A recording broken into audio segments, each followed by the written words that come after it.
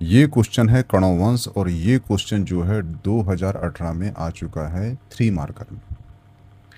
अभी ये 2 मार्कर हो चुका है, ठीक है। तो कणोवंश आता है तो आपको किन किन पॉइंट को ऐड करना है, ध्यान रखना। पहला तो आप ऐड करोगे कि शुंग वंश के अंतिम शासक कौन हुए हैं, देवभूति की हत्या कर उसके सचिव वासुदेव ने कणोवंश की नींव रखी। अगर आप इतना भी लिखते हो पहला पॉइंट तो वो आपका फुलफिल हो जाएगा, ठीक है। दूसरा पॉइंट, इसके शासक लिखना है 4, क्योंकि इसमें बहुत कम शासक हुए हैं तो आपको याद होना चाहिए। देवभूति, भूमिमित्र, नारायण तथा सुशर्मा, ये 4 ही शासक हुए हैं इसके, ठीक है, मेनली। और इसका अंतिम शासक था वो था सुशर्मण, और उसकी हत्या किया था सिमुक ने, और सिमुक ने सातवाहन वंश की स्थापना किया था। तो इस प्रकार से कणव वंश के जो 2 मार्कर है, उसके जो आंसर है, उसके जो पॉइंट है, ये फुलफिल हो जाते हैं। सातवाहन वंश आता है आपको 2 मार्कर में, ठीक है। तो ध्यान रखना, ये पहला पॉइंट होना चाहिए, सिमुक ने इसकी स्थापना किया था, पहला पॉइंट। परंतु आप ध्यान रखना, सातवाहन वंश आपको 2 में आए, 7 में आए या 10 में आए, एक पॉइंट ऐड करना है कि सातवाहन जो वंश है उसका संपूर्ण इतिहास जो है शीशे के सिक्के से प्राप्त हुआ है। ये पॉइंट ऐड करना ही करना, क्योंकि इतिहास में जो सातवाहन वंश जाना गया है वो इसलिए जाना गया है क्योंकि सातवाहन वंश का जो हिस्ट्री है, पूरा इतिहास है, संपूर्ण इतिहास है, वो शीशे के सिक्के से प्राप्त हुआ है, इसलिए उसका ये मेन पॉइंट है। हुआ क्लियर? ध्यान रखना, 7 आए, 10 आए, 2 आए, इस पॉइंट को ऐड करना ही करना है, ठीक है। नेक्स्ट क्वेश्चन है अश्वघोष, ये 17 में आ चुका है 3 मार्कर में। पहले आपके मन में सवाल उठना चाहिए कि जो अश्वघोष है इसको हम जानते क्यों हैं, इसकी पहचान क्या है। तो वो है, ये एक बौद्ध दार्शनिक थे, पहला पॉइंट हो गया। और इसके साथ ही आपको लिखना है रचना, वो है जिसमें इनकी सबसे प्रसिद्ध रचना है वो है बुद्ध चरित्र, ठीक है। सारी पुत्र प्रकरण, ये 2 रचना आपको कम से कम याद होना चाहिए कि ये 2 रचना जो है आपको यूपीएससी, एमपीपीएससी और अदर स्टडी पीएससी होता है वहाँ पे कर चुका है। तो ये होगा आपके 2 पॉइंट, ठीक है। और सबसे मेनली पॉइंट याद रखना कि जो अश्वघोष है इन्होंने चतुर्बौध संगति में भाग लिया था, और ये कनिष्क कालीन उच्च कोटि के साहित्यकार, नाटककार, संगीतकार थे। हुआ क्लियर? ठीक है। तो आपने बता दिया ये कौन थे, रचना क्या थी, कहाँ भाग लिए थे और किसके शासनकाल में थे, और कौन थे, नाटककार थे, साहित्यकार थे, संगीतकार थे। हुआ क्लियर? ये ध्यान रखना। नेक्स्ट क्वेश्चन है वो है भावनाग। ये क्वेश्चन जो है 2023 में आ चुका है, ठीक है। भावनाग कौन है, तो ये नाग वंश के प्रमुख शासक है।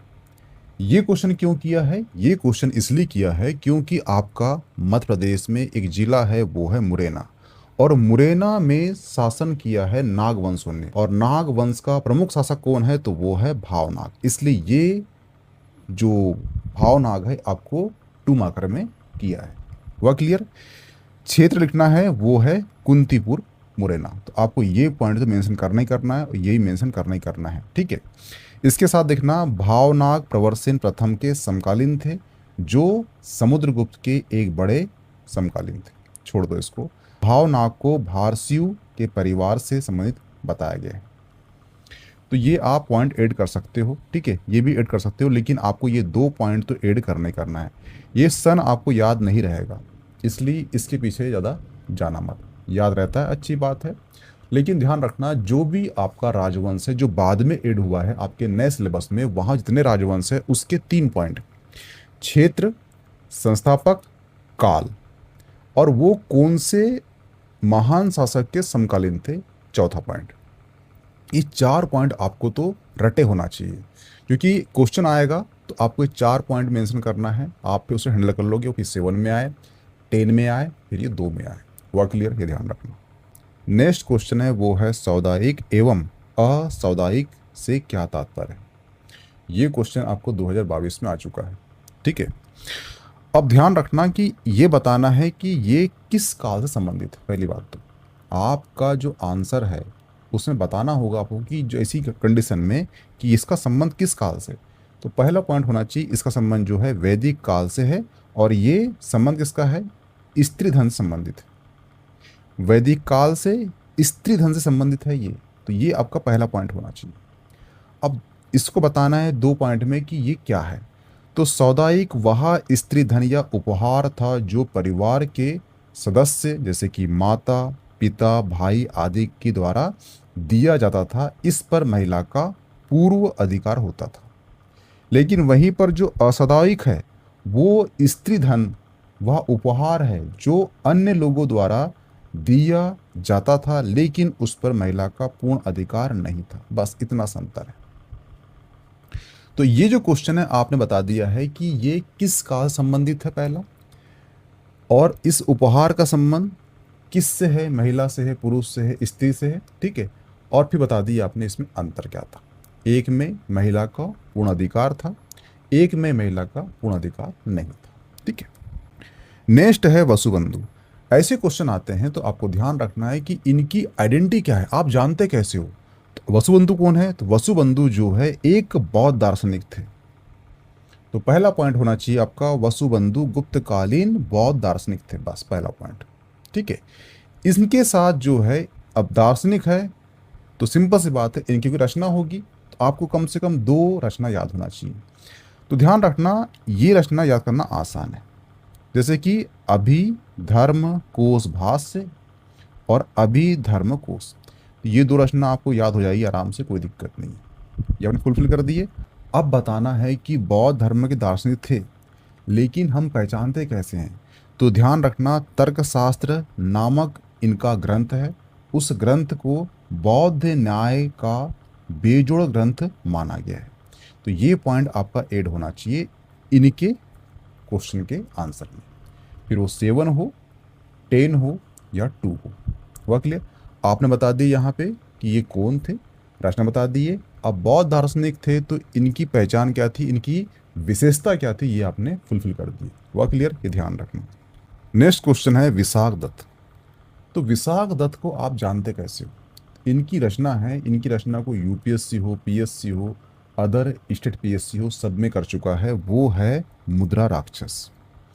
तो रचना याद हो गई आपको, ठीक है। तो रचना के अकॉर्डिंग याद रखना है आपको कि विशाख दत्त जो है ये कौन थे, बताना है। विशाख दत्त गुप्तकालीन संस्कृत भाषा के प्रसिद्ध नाटककार थे, और इनकी प्रसिद्ध रचना है वो है मुद्रा राक्षस। क्या है, मुद्रा राक्षस। ये 2 पॉइंट आपके फुलफिल हो गए। और ये ध्यान रखना कि विशाख दत्त की 2 अन्य रचनाएं भी हैं, देवी चंद्रगुप्तम तथा राघवानंद नाटकम का भी उल्लेख मिलता है, ठीक है। आप 3 पॉइंट ऐड कर दोगे तो आपका आंसर फुलफिल हो जाएगा। ऐसे कुछ ना ध्यान रखना कि इनका समय याद रखना कि किस काल में ये नाटककार थे, साहित्यकार थे। इनकी रचना याद रखना है, ठीक है। और कोई विशेषता है तो वो आपको फुलफिल करना है। 3 पॉइंट में आपका काम हो जाएगा, ठीक है। नेक्स्ट क्वेश्चन है वो है अजंता गुफा। तो अजंता गुफा अगर आपके क्वेश्चन आता है आपको, ठीक है, आपको ख्याल आता है, तो आपके मन में क्या विचार आता है कि इसका संबंध किससे है, वो है बौद्ध धर्म से संबंधित है। हुआ क्लियर, ठीक है।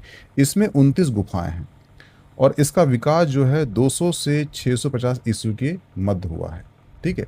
और ये जो है चित्रकारी के लिए प्रसिद्ध है।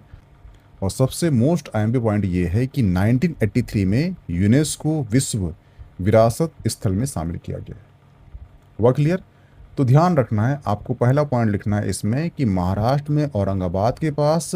तो ध्यान रखना है इसमें जो पहला पॉइंट होगा वो होगा महाराष्ट्र में औरंगाबाद के पास पर्वतमाला पश्चिमी घाट में यह श्रृंखला स्थित है, पहला पॉइंट। दूसरा पॉइंट, इस गुफा का संबंध किससे है, बौद्ध धर्म से, जिसमें 29 गुफा है, ठीक है। और तीसरा पॉइंट लिखना आपको ओनली 1983 में इसे यूनेस्को विश्व विरासत स्थल में शामिल किया गया, बस, ठीक है। तो ये 3 पॉइंट ऐड करोगे तो आपका अजंता गुफा का 2 मार्कर हो जाएगा। इतना लंबा लिखना नहीं है क्योंकि आपके पास उस समय 3 मार्कर थे, 2 मार्कर में लाइन कम हो चुकी इसलिए। कमोदी उत्सव। तो ध्यान रखना प्राचीन भारत में मनाया जाने वाला एक उत्सव, पहला पॉइंट, ठीक है। कमोदी महोत्सव नामक एक नाटक है और इसके रचनाकार कौन है, तो वो है विज्जिका अथवा विजय भट्टिका अथवा विजय मिंका, ये इसके रचनाकार है। और यह नाटक जो है 5 कांडों में लिखा गया है, ठीक है। और सबसे मोस्ट आईएमपी पॉइंट ये है कि नाटक तो है परंतु ये किस पे बेस है, तो ये है जीवन पर आधारित है, पाटलिपुत्र के राजकुमार कल्याण वर्मा के जीवन पर बेस है, बस ठीक है। इतना लिखोगे आपका आंसर फुलफिल हो जाएगा। नेक्स्ट क्वेश्चन है वो है देबल। देबल जो है आपको 2025 और 2026 के मेंस के लिए भी याद रखना है, क्योंकि इस साल एक मूवी आई थी धुरंधर, ठीक है। हाँ, एक बार क्या हुआ था कि 2012-13 में एक मूवी आई थी, मूवी थी रामानुजाचार्य जो हैं गणितज्ञ, उन पे बेस्ड थी। और उसी साल यूपीएससी ने क्वेश्चन कर लिया था, उनकी बुक पूछ लिया था कि ये जो बुक है किस पे बेस्ड है। तो कई बार क्या होता है, कोई मूवी आती है जिसका संबंध कहना चाहिए भारत के समाज, भारत के संस्कृति, भारत के इतिहास, ठीक है, उससे अगर संबंध है तो वहाँ से क्वेश्चन कर लेता है। तो मूवी धुरंधर आई है तो ये क्वेश्चन करने की संभावना है कि देबल 2 मार्कर में। तो देबल क्या है, एक प्राचीन बंदरगाह है जो आधुनिक पाकिस्तान सिंध प्रांत की राजधानी कराची के पास स्थित है, पहला पॉइंट। दूसरा पॉइंट क्या था, ठिकाना किसका था, ये नाविक का ठिकाना था जो दूर दूर तक समुद्री व्यापार से जुड़े थे। और 683 ईस्वी में अरबों ने देबल बंदरगाह पर हमला किया था। ये छोड़ दो, इतना पॉइंट नहीं, ये 2 पॉइंट सफिशिएंट है 2 मार्कर के लिए, ठीक है। नेक्स्ट क्वेश्चन है मखोरी राजवंश, ये 2018 में 3 मार्कर में आया था। तो मखोरी राजवंश क्यों किया था, ये इसलिए किया था क्योंकि जो गुप्त काल है, एक महान साम्राज्य था गुप्त काल, ये जब समाप्त हुआ, डिक्लाइन हुआ, तो इसके बाद शासन किया है वो किया है मखोरी राजवंश ने। तो बड़ा जो राजवंश है अगर वो ढह जाता है, उसके बाद कोई राजवंश आता है, भला इससे उसका इम्पोर्टेंट इतिहास में हो अथवा ना हो, लेकिन आपको वो याद होना चाहिए 2 मार्कर में कि मखोरी राजवंश जो है उत्तरकालीन राजवंश था, यानी गुप्त उत्तरकालीन राजवंश था, यानी गुप्त उत्तरकालीन राजवंश था।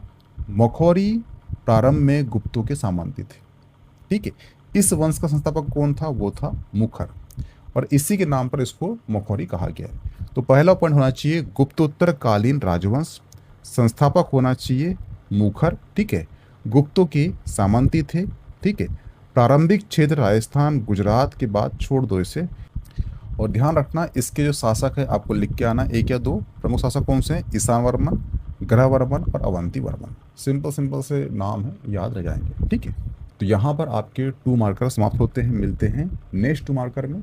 तो ध्यान रखना क्वेश्चन के डिमांड के अकॉर्डिंग आपका पॉइंट सीक्वेंस वाइज होना चाहिए, तो नंबरिंग आपके अच्छे मिलेंगे। 2 अच्छा हो जाएगा आपका, 7 में जो जांचक है वो जवान जान जाएगा कि इसके 2 अच्छे हैं, 7 भी अच्छे होंगे और 10 भी अच्छे होंगे। इसके अकॉर्डिंग क्या होगा, शुरुआत से तुम्हारी कॉपी चेक होती है तो जांचक के मन में एक माइंडसेट तैयार रहता है कि इस बच्चे को नॉलेज अच्छा खासा है, तो नंबरिंग देने में वो कमी नहीं करता। हुआ क्लियर? मिलते हैं नेक्स्ट टॉपिक।